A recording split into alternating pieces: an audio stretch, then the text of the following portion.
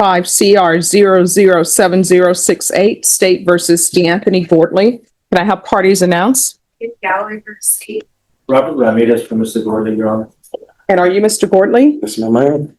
Counsel, have you received all discovery? Yes, Your Honor. And did you review it with your client? I did. Court will find that the state is in compliance with discovery. Vision with your attorney. Did you understand it and sign it? Yes, sir. Did you review the true bill of indictment with your attorney? Did you understand it? Counsel, do you waive the reading of the indictment? We do. State, are you proceeding on the indictment as presented? Yes, Your Honor. Mr. Gortley, did you review the court admonishments with your attorney? Did you understand it and sign it in all the appropriate places? Yes, ma'am. All right, you're charged with harassment of a public servant. That's a third-degree felony. Range of punishment is anywhere from 2 to 10 years in prison and up to $10,000 fine. If you have a plea with the state, the court does not have to follow your plea. If for any reason the court does not follow your plea and gives you more than you bargained for, the fact that you entered a plea will not be used against you and you will be allowed to withdraw your plea. Did you understand? You have a right to jury trial, a right for you or your attorney to cross-examine and confront any witnesses. The state would call in the right to remain silent. By entering this plea, you're giving up those rights. Did you intend to give up those rights and enter into a plea in this case? Did you understand that the court were to grant your application for deferred adjudication? If for any reason your deferred adjudication were revoked, the court could find you guilty and sentence you up to 10 years in the prison and up to $10,000 fine? Yes, sir. Counsel, has your client been able to provide you with any defenses? Yes, Do you believe he has a rational as well as a factual understanding of the charges against him? I do. Do you believe he's currently competent and was legally sane at the time of the offense? I do. Mr. Gortley, has anyone threatened you, coerced you, or placed you in fear to get you to enter the plea? No. Anyone promised you anything other than the plea? No. Are you satisfied with the way you've been represented? Yes, ma'am. Are you a U.S. citizen? I'm sorry, not are you a U.S. citizen, but did you they've changed the law. We're not allowed to ask that question anymore. So we have to do it in a roundabout way to make sure that you understand certain consequences. So if you're not a U.S. citizen, by entering this plea, you can be deported, denied naturalization, and not allowed re-entry into the country. Did you understand? No. Right out of the gate, pause here. This is not a slip-on-thrust charge. Harassment of a public servant as a third-degree felony means real prison time is on the table, 2 to 10 years. This is the moment where defendants either realize how serious things are or they don't, and that difference matters. Court will find that defendant has knowingly and voluntarily waived his right to jury trial. Did you review the plea bargain page with your attorney? Did you understand it? According to the plea, there's a $1,000 fine and the state recommends deferred adjudication. Did you understand that to be your plea? Yes, ma'am. Defense, is that the plea? Yes, Your Honor. State? It is, Your Honor. Did you review the waiver of appeal paragraph with your attorney? Did you understand it and sign it in both places? Yes, sir. By signing that, you're waiving your right to appeal. The only items that can be appealed are written pretrial motions that have been filed, heard, and ruled upon by the court. Did you understand? Yes, ma'am. Counsel, there be any such motions? No, Your Honor. Outside the agreement, the state is recommending that your deferred adjudication be for a term of 4 years. There'll be 200 hours community service restitution, no contact with the complainant, and no contact with 2400 North St. Mary's, the hostility management and alcohol awareness course. Did you understand those were recommendations from the state and the court does not have to follow those recommendations? How do you plead to the offense as charged? State, any evidence? State offers states 1 in attachments. No objection. All right, state, you may be excused. Did you review the waiver and stipulations with your attorney? Did you understand it and sign it in all the appropriate places? Yes, ma'am. Again, you have a right to jury trial, a right for you or your attorney to cross-examine and confront any witnesses. The state would call in the right to remain silent. By entering into this plea bargain agreement, the state will be presenting evidence in the form of witnesses' statements and police reports. Did you understand? Yes, ma'am. Court will find that defendant has knowingly and voluntarily waived and consented to stipulation of testimony and stipulations. Court will accept into evidence states exhibits 1 and attachments, and the court will review the same. All right, after reviewing states exhibits 1 and attachments, the court will find there is sufficient evidence to find you guilty. Court will defer finding of guilt as you've applied for deferred adjudication. Are you proceeding with sentencing? We ask so, Your Honor. Anything you wish to say on behalf of your client? We ask that you follow the plea agreement. All right, and so this location, where is this location? What is the business? The nightclub, And what's the name of the nightclub? Rumble. I'm sorry, what? Rumble. Rumble? Yes, ma'am. And what time did this happen? I want to say around like 2 o'clock in the morning. Mm-hmm. So that still goes back to my point. Nothing good happens really after 10.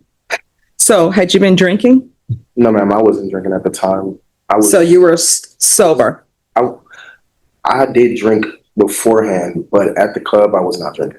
No. So were you sober? No, ma'am. So you were intoxicated. Yes, I was. So why didn't you leave when they wanted you to leave? The clubs, do they close at 2 a.m.? I think they were closing. This part is crucial when the judge lists these rights: jury trial cross-examination, right to stay silent. This is the legal point of no return by pleadings, voluntarily giving all of that up. Question for you watching: would you take a plea here or roll the dice with a jury? There's a lot going on. All right, what does that mean, a lot going on? Somebody asks you to leave a location and you don't leave.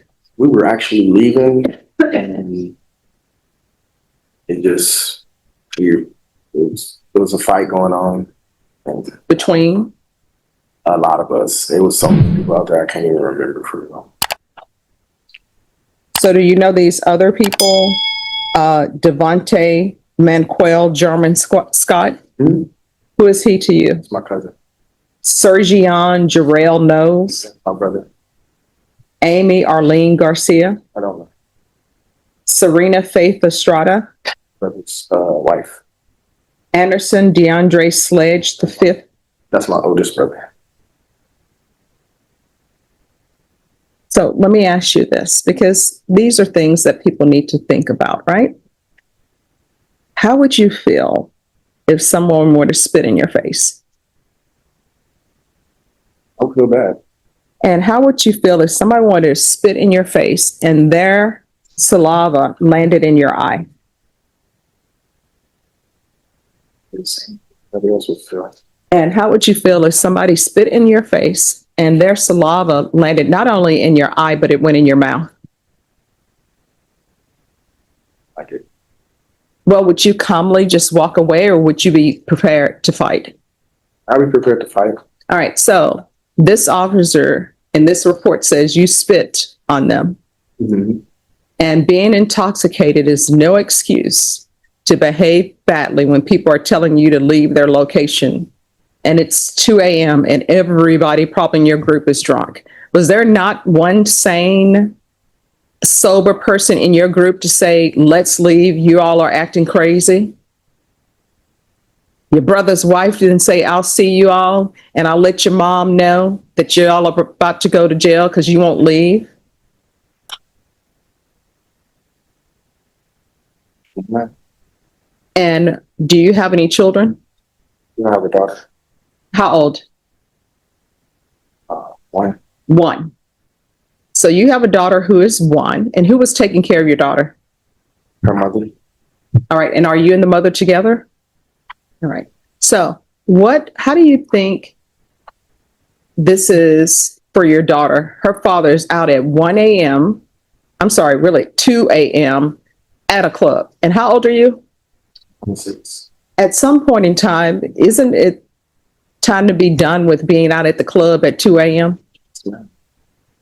And your brother and all these other people, how old are they? Honestly, I don't know. People with their ages. I got 11 brothers and sisters. All right. So you have 11 brothers and sisters. So these brothers that were with you this night, are they older or younger? One of them older. They're my oldest brother, and then the other one is younger than me. He's actually 25. So he's 25. So then the older brother, who is older than you, estimate, what is his age? And here is a detail: most people miss immigration consequences. Even when the court can't directly ask citizenship anymore, the warning still matters. A single plea can affect someone's ability to stay in the country forever. This is why judges slow things way down at moments like this. 32, I want to say. And still acting silly. And is your mom She's deceased. and your father? Deceased. So who is telling you all not to do this? Nobody, honestly. All right. So you're at that age, and I'm sorry that your parents have passed, but you're at the age where nobody should have to tell you this. Usually they say it takes males a longer time to mentally develop. But at the age of 26, you should already be there. And especially since you have a daughter who is dependent on you financially and you're not doing good things. You made a mistake? No, not a mistake. You made choices. I did. You're right. Yeah. Because you all chose to go out. You all chose to drink to intoxication. You all chose not to leave an establishment when it's already after 2 a.m. And you chose to spit on this officer. I can't even imagine how he's feeling. Can you imagine how that officer is feeling and how gross that is to have somebody spit in your eye and not have any Visine drops? Probably want to pour alcohol in your eye, but you can't. And then for it to go in your mouth, a complete stranger who's drunk. And I'm pretty sure that you all probably didn't smell great because you're drunk. You understand? Yes, ma'am. If you want me to follow this agreement, I will follow this agreement. But in this courtroom, probation is not easy. It's not supposed to be easy, and it's designed for rehabilitation. And what I can tell you, while you're on probation, you're not allowed to drink alcohol at all. Do you understand? Well, I mean, that's fine. You're not allowed to. Do you understand? And you're not going to be out at 2 a.m. You should be, all of your waking hours should be setting money aside so that your daughter has enough money where she can do what she want to do, but not have too much money so she doesn't have to do anything. You understand? So the court is going to sentence you to 4 years deferred adjudication. There's going to be regular reporting by Zoom or in person. Regular random UAs. Are you currently employed? Yes, ma'am. What do you do? I work at True Fit as a trainer. Okay. Proof of employment within 30 days. No employment as a home health care provider or with minors. Do I need to go to True Fit and get in shape? See, I put you on the spot because you're like, I want to tell her the truth, but I don't want to get in trouble. All right. So there has to be no harm. Bashan, he's like, I want to tell her. Judge, hit the gym. This is a legal tightrope moment. The judge finds there is enough evidence to convict but chooses deferred adjudication instead. Translation: yes, not officially guilty yet, but one mistake on probation, that protection disappears instantly. Damn, but then I don't know how she's going to react. That's okay. I deal in truth. So there's to be no employment as a home health care provider or with minors. There's to be no contact with Brandon Stanley.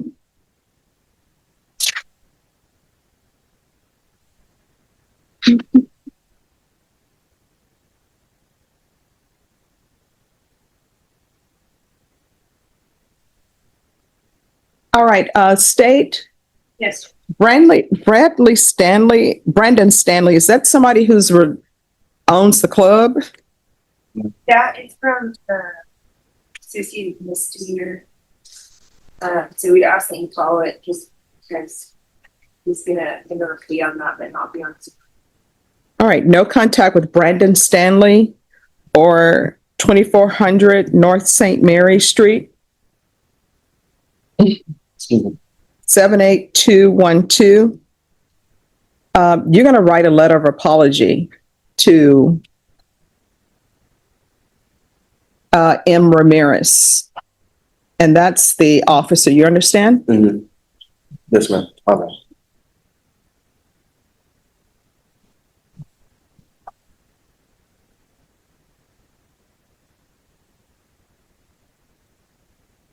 So other than this alcohol issue, any other drug issues with you? There's going to be 200 hours of community service restitution. I'm going to require parenting classes. Once that's completed, the community service hours will be deemed satisfied. There's going to be 30 sober support meetings in 30 days. Field visits 1 time per month for 6 months. Now we shift from legal consequences to moral reality. The judge isn't just asking about spitting, she's forcing him to feel what the officer experienced. This is courtroom psychology at work, and its intentional accountability hits harder when it's personal. And out of custody, you can do a TAP evaluation. If TAP recommends inpatient treatment, we'll start with supportive outpatient treatment. Probation, is there anything else? Is there anything else you need from the court in order to be successful? No, ma'am. Did you review the document entitled Trial Court Certification of Defendant's Rights to Appeal with your attorney? Did you understand it and sign it? Yes, ma'am, I did. All right, because this is plea bargain agreement, because I followed your plea bargain agreement, and because you waive your right to appeal, you do not have the court's permission to appeal. Do you understand? Yes, ma'am. All right, we can go off the record. You better start making better choices. And at your age and the responsibilities you have, you should be in the house by 10. Your club days are behind you. You understand? Yes, ma'am, I do. All right, good luck to you. Thank you. You're welcome.